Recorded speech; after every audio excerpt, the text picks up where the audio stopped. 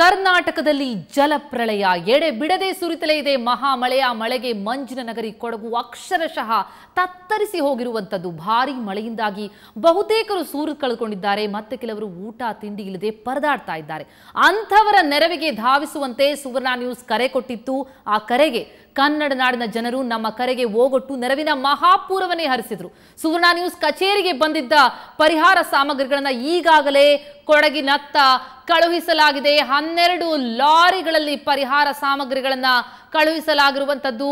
ಮಹಿಳೆಯರು, ಮಕ್ಕಳು, ವಯೋವೃದ್ಧರು ಸುವರ್ಣ ನ್ಯೂಸ್ ಕಚೇರಿಗೆ ಆಗಮಿಸಿ ಆ ಸರಕುಗಳನ್ನು ಕೊಟ್ಟಿದ್ರು. ಅದೆಲ್ಲವನ್ನ ಕೂಡ ಸೇಫ್ ಆಗಿ ಸುರಕ್ಷಿತವಾಗಿ ಕೊಡಗಿಗೆ ತಲುಪಿಸಲಾಗಿದೆ.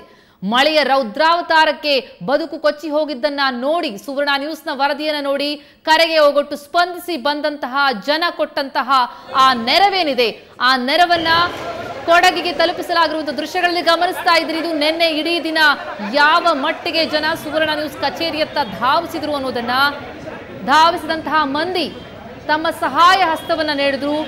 ಕನ್ನಡಿಗರ ಹೃದಯ ವಿಶಾಲತೆಯನ್ನ ಇಲ್ಲಿ ನೋಡಬಹುದು. ತಾವು ಎಷ್ಟು ಮಟ್ಟಿಗೆ ದೊಡ್ಡ ಮಟ್ಟಿನ ನೆರವನ್ನ ನೀಡಲಿಕ್ಕೆ ಮುಂದಾದ್ರು ಕರೆಗೆ ಅನ್ನೋದನ್ನ, ಸುವರ್ಣ ನ್ಯೂಸ್ ಕರೆಗೆ ಸ್ಪಂದಿಸಿದಂತಹ ಜನ ಕೊಟ್ಟಂತಹ ಆ ನೆರವನ್ನ ತಲುಪಿಸಲಾಗಿದೆ ಕೊಡಗಿಗೆ. 12 ಲಾರಿಗಳಲ್ಲಿ ಅದು ತಲುಪಿರುವಂತದ್ದು. ಗಂಜಿ ಕೇಂದ್ರಗಳಲ್ಲಿ ಮಡಿಕೇರಿಯನ್ನ ತಲುಪಿದೆ ನೀವು ಕೊಟ್ಟಂತಹ ನೆರವು. ಮಡಿಕೇರಿಯ ಕುಶಾಲನಗರವನ್ನ ತಲುಪಿದೆ ಕನ್ನಡಿಗರು ಕೊಟ್ಟಂತಹ ನೆರವು. ಸುವರ್ಣ ನ್ಯೂಸ್ ಕಚೇರಿಗೆ ಬಂದು ಕೊಟ್ಟಂತಹ ಆ ಎಲ್ಲ ಸರಕುಗಳನ್ನ, ಎಲ್ಲ ಸಾಮಗ್ರಿಗಳನ್ನ ಕೊಡಗಿನ ಕುಶಾಲನಗರಕ್ಕೆ ತಲುಪಿಸಲಾಗಿದೆ.